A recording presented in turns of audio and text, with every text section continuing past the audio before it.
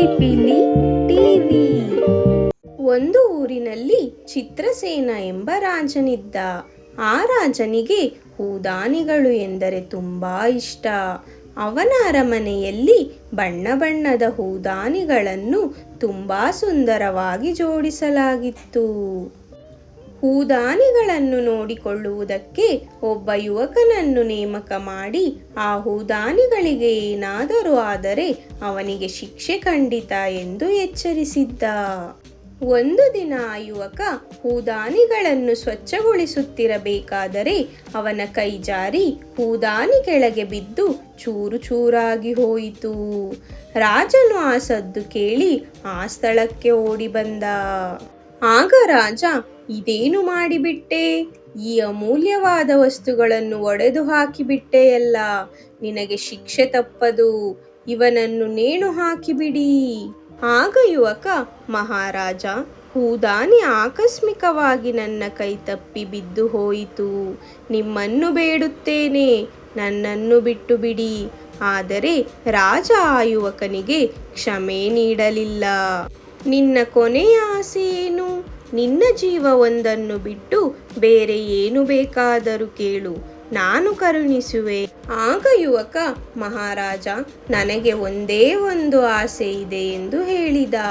ನಾನು ಎಲ್ಲ ಹೂದಾನಿಗಳನ್ನು ಒಂದೇ ಒಂದು ಬಾರಿ ನೋಡಬೇಕು.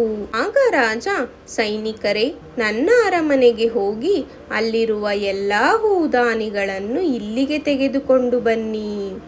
ಸೈನಿಕರು ಅರಮನೆಗೆ ಹೋಗಿ ಎಲ್ಲ ಹೂದಾನಿಗಳನ್ನು ತಂದರು. ಆಗ ರಾಜ, ನಿನಗೆ ತೃಪ್ತಿಯಾಗುವಷ್ಟು ನೋಡು, ಇನ್ನೊಂದು ಬಾರಿಯೂ ನೀನು ನೋಡಲಾಗುವುದಿಲ್ಲ ಎಂದು ಹೇಳಿದ. ಆ ಯುವಕ ಎದುರಿಗಿದ್ದ ಎಲ್ಲ ಹೂದಾನಿಗಳನ್ನು ಒಡೆದು ಹಾಕಿದ. ಇದನ್ನು ನೋಡಿ ರಾಜ ಇನ್ನೂ ಕೋಪಗೊಂಡ. ಇದೇನು ಮಾಡಿಬಿಟ್ಟೆ? ನೀನು ಎಲ್ಲವನ್ನೂ ಒಡೆದು ಹಾಕಿಬಿಟ್ಟೆಯಲ್ಲ. ಆಗ ಯುವಕ ಹೇಳಿದ, ಮಹಾರಾಜ, ನಾನು ಏನು ಮಾಡಬೇಕಿತ್ತೋ ಅದನ್ನೇ ಮಾಡಿದೆ. ಇದರಲ್ಲೊಂದು ಹೂದಾನಿಯನ್ನು ಒಡೆಯುವುದರಿಂದ ನನಗೆ ಮರಣದಂಡನೆಯಾಯಿತು. ಎಂದಾದರೂ ಒಂದು ದಿನ ಯಾರಾದರೂ ಅದನ್ನು ಒಡೆಯಬಹುದು, ಅವರುಗಳಿಗೂ ಮರಣದಂಡನೆ ಆಗಬಹುದು. ಅವರನ್ನು ಉಳಿಸಲು ನಾನು ಇದನ್ನು ಮಾಡಿದೆ. ಇದರಿಂದ ಸಾಯುವುದು ನಾನೊಬ್ಬನೇ. ಇದನ್ನು ಕೇಳಿದ ರಾಜ, ಹೇ ಯುವಕನೇ, ನಿನ್ನ ಯೋಜನೆಯನ್ನು ನಾನು ಮೆಚ್ಚುತ್ತೇನೆ. ನೀನು ನನ್ನ ಕಣ್ಣನ್ನು ತೆರೆದೆ. ನಿನ್ನನ್ನು ನಾನು ಕ್ಷಮಿಸುತ್ತೇನೆ ಮತ್ತು ಅರಮನೆಯಲ್ಲಿ ನಿನಗೆ ಒಳ್ಳೆಯ ಹುದ್ದೆಯನ್ನು ಕೊಡುತ್ತೇನೆ ಎಂದು ಹೇಳಿದ.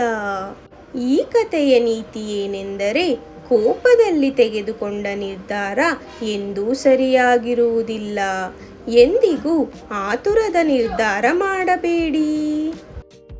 ಈ ಕತೆ ನಿಮಗೆ ಇಷ್ಟವಾದರೆ ವಿಡಿಯೋಗೆ ಲೈಕ್ ಮಾಡಿ, ಚಾನಲ್ ಸಬ್ಸ್ಕ್ರೈಬ್ ಮಾಡಿ ಮತ್ತು ನಿಮ್ಮ ಸ್ನೇಹಿತರ ಜೊತೆ ಶೇರ್ ಮಾಡಿ. ಮತ್ತೊಂದು ಹೊಸ ಕಥೆಯೊಂದಿಗೆ ಭೇಟಿಯಾಗೋಣ. ಧನ್ಯವಾದಗಳು.